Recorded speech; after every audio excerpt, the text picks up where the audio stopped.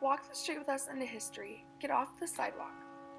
Dolores Huerta was a leader in the 1960s Solano, California grape strikes.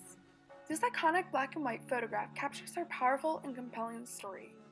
Later, she was a key spokesperson for the United Farm Workers and became an integral part in the passing of the Agriculture Labor Relations Act of 1975. The picture is symbolic of the struggle people face in their lives, and that there is always a choice to take the easy road or face it head on. We chose this picture because we felt that it portrayed a powerful message. It was taken in 1965, and the sign huelga means strike in Spanish. So often people don't speak their minds and stand up for what they believe in. Sometimes optimism is met with disappointment, but few are able to take that disappointment and use it as motivation to achieve something greater. Dolores Huerta was one of those few people. During the mid-1900s, many immigrants suffered from the pressure of inequality and oppression. Following the Great Depression, a large number of Caucasians took the jobs that had been previously done by immigrant workers. This forced many Mexicans to take any job they could find, for however much they could earn. So often in the case of immigrants starting anew, they suffered from people taking advantage of their poor circumstances. Farmers were aware of their situation. The immigrants were in and knew that immigrants could not find another work. Immigrants were resigned to the idea that they were to suffer from laborious jobs with minimal pay. Many immigrants became aware of the farmers taking advantage of them and began to display their anger throughout strikes. One more popular was the Delano, California grape boycott. Many Hispanic immigrants who were subjected to hard, laborious work with little pay took part in the boycott. Dolores Huerta was one of those people. She became a key female figure during the boycott and eventually became a spokesperson for the cause. In our first attempt to take the picture, we decided to go up to south, since we figured that the bleachers could provide some area to create the power lines.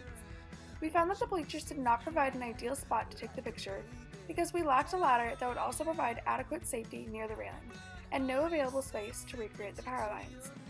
Emily did Claire's makeup and hair while Devin and Taylor tried to find an ideal spot to recreate the power lines, but also where there was an open, clear sky behind the knees. Eventually, the group decided on a small white shed on which Emily and Claire climbed on top of. As a group, we began to realize that the power lines are hard.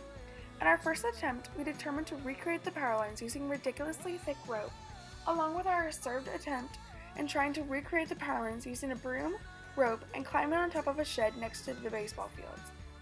Clothes and makeup were very easy.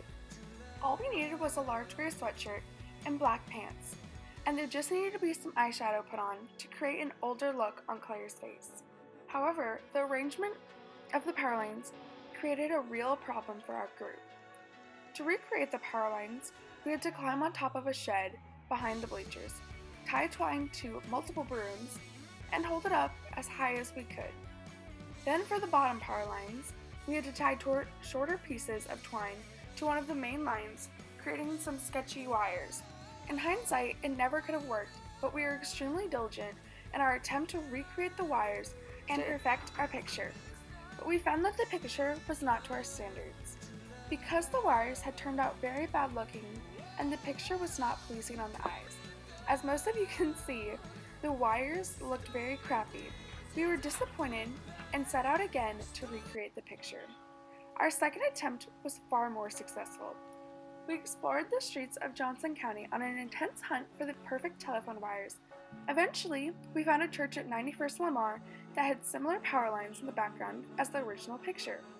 Though the top 3 wires seen in the original photograph were missing, we believed that the bottom wires were close enough to the first photo that the sacrifice of the top 3 wires would be worth it. One early Sunday morning in late November, we gathered in the empty parking lot. The temperature was in the low 30s with strong southwestern winds. We set up the stepladder in several different spots, testing out the positions and angles that would best include the power lines.